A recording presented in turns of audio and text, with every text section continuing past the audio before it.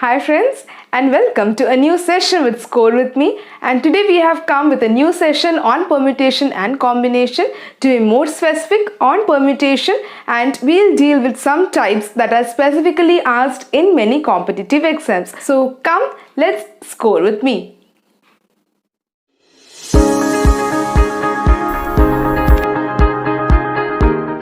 Before getting into the question part of it, just let's brush up what actually permutation is.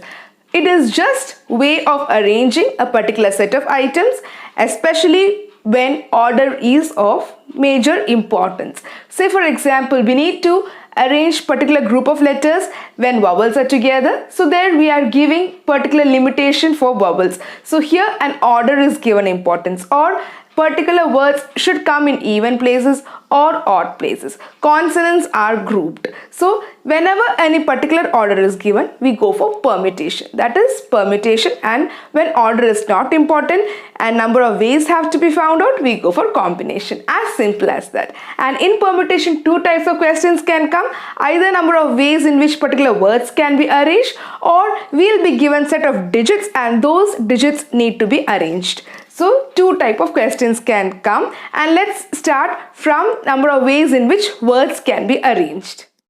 So we begin with the first type, wherein we'll be given set of words and we need to rearrange those letters of the words and find how many ways that can be done. So we have this question before us: how many words can be formed with the letters of the word equation and aptitude? Now, before going into the rearrangement part of it, there are two types. One is repeated letters and non-repeated letters. That is what is here, repeated and non-repeated. So if you see the word equation, we find that in the equation no letters are repeated.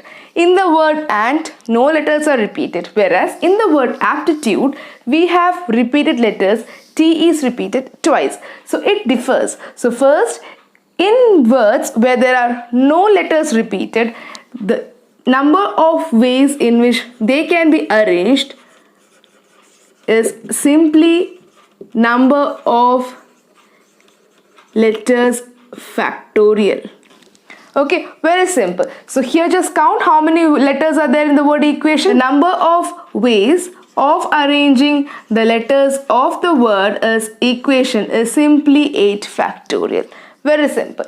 Again, the same happens in and. In and we have got 3 letters that are not repeated. So here in and, number of ways will be simply 3 factorial. No repetition. Now coming to aptitude. In aptitude we have got T being repeated twice. So T is repeated twice, 2 times. So what happens here? Whenever repetition comes, same way, number of letters, number of ways is nothing but number of letters factorial, but in the denominator you have number of repeated letters also. Number of repeated letters factorial. That's all. So here in aptitude, number of ways of arranging is nothing but just count. Same way as we had 3, as we had 8. Here we have 1, 2, 3, 4, 5, 6, 7, 8. So again 8 factorial. But in the denominator, we need to include the repeating thing. So that is 2 times. So that is how aptitude can be rearranged. Getting into the second type of question, where repetition is allowed or repetition is not allowed. This is different from the previous type, where letters of the word were repeated or not repeated, where the importance in the previous type. Here, what has to be given importance in repetition is, in a 5-letter word like shirt, if I were to rearrange that, I need to understand if repetition can be done. That is, if I use a shirt here, in the first place I have 5 blanks here. In the first place I can take any of these 5 words, isn't it, letters, any of these 5 letters.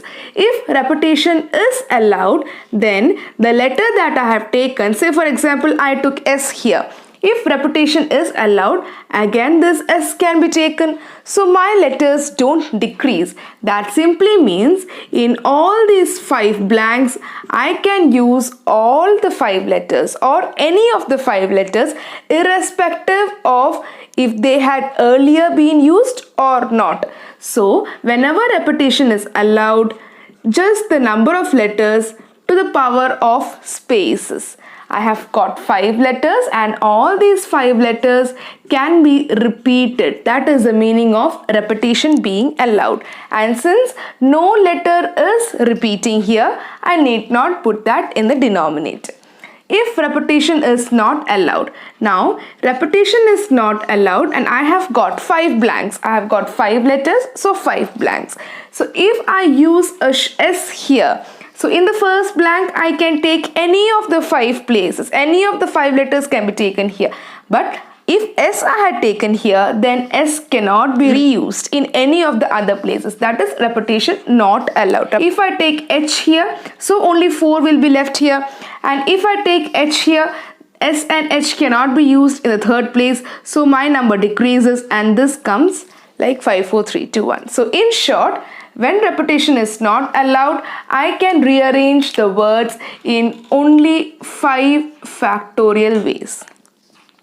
Same here, aptitude. Here what is happening? T is repeated twice. That alone has to be taken into mind. So repetition is allowed. That means I have 8 letters in the word aptitude and they can be reused again and again. So I have got 8 places. So my answer will be 8 to the power of 8 divided by 2 factorial. And this 2 factorial is because T is repeated 2 times. So the answer for here when repetition is allowed is 8 places because I have got 8 letters and I have to fill these 8 letters in 8 places. So 8 to the power of 8.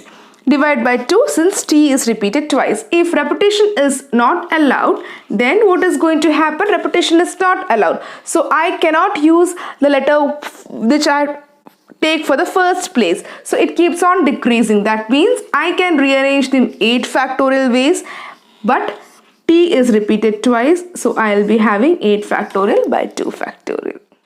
Now moving on to the third type where we are grouping vowels. So here the question is how many words can be formed when vowels are always together. So it is just the type in which always together comes. So that always together can either be vowels or consonants or any specific thing that they tell, like any specific thing. So here we have the first question where how many words can be formed when vowels are always together. So vowels are given importance here. So here if we are to see the word first taken is kurta. So in kurta how many vowels we have? We have got 2 vowels and vowels should be together. So let us take the 2 vowels U and A and the other words that are K, R and T. I have written them separately. Now vowels should always be together. So whenever such thing comes, when they need to be together, we will group the vowels. So we have grouped this vowel as a single unit. Now U and A are taken as a group because they should always be together. So we will take them as a group and consider them as one unit.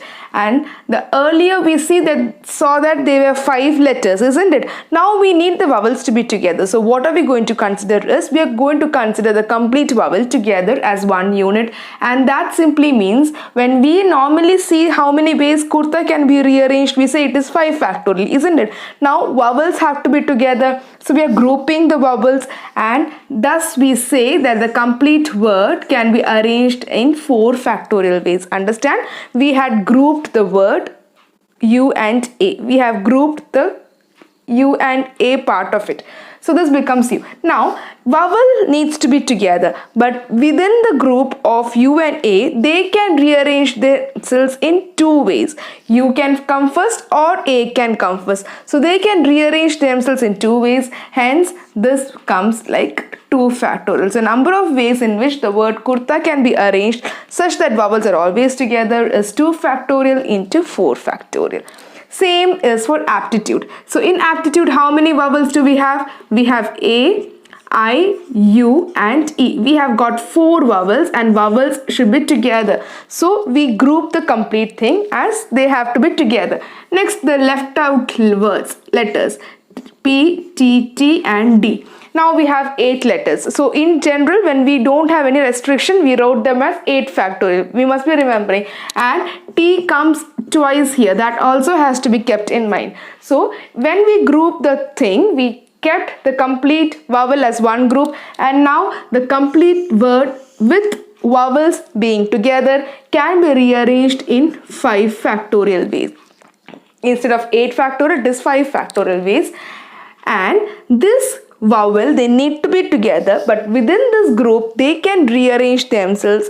They have the freedom of rearranging themselves in 4 factorial ways, since they are 4, and so they can rearrange themselves in 4 factorial ways. So 4 factorial into 5 factorial, but here T was repeated twice, so they can again be, they need to be divided by 2 because of the repetition of T letter twice. So our answer, or the number of ways in which this particular word can be arranged, is 4 factorial into 5 factorial by 2 factorial.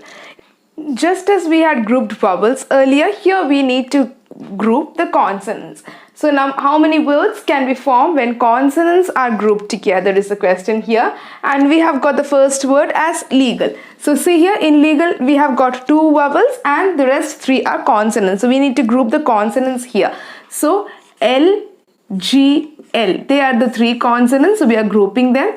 E and A are kept apart. So what we did to tell, wherever we need to group, we consider them as one entity. Consonants have to be kept together. So we kept together the consonants and we have got 2 more letters. So on the whole, we are left with 3 ways of rearrangement. So that is 3 factorial.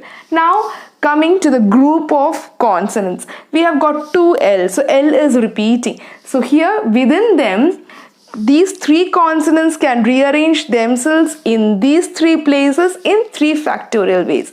So here comes another 3 factorial, and L is repeating, so that comes in the denominator and this has to be multiplied. So 3 factorial by 2 factorial into 3 factorial is the number of ways in which the letters of the word legal can be rearranged, especially when consonants are always together. Here, contract. How many vowels and how many consonants do we have? O and A is the vowel and rest all are consonants. So C, N, T, R, C, T. Here again, C is repeating twice, T is repeating twice. So that too has to be taken into account here, and we are left with O and A. So this complete thing is taken as an complete one unit because consonants are to be kept together. So 1, 2, 3, 4, 5, 6. So this complete thing is taken as complete one unit and only 2 other vowels. So on the whole, we have to multiply they can be rearranged in 3 factorial ways. Within this group, these consonants can rearrange themselves in these 6 places in 6 factorial ways.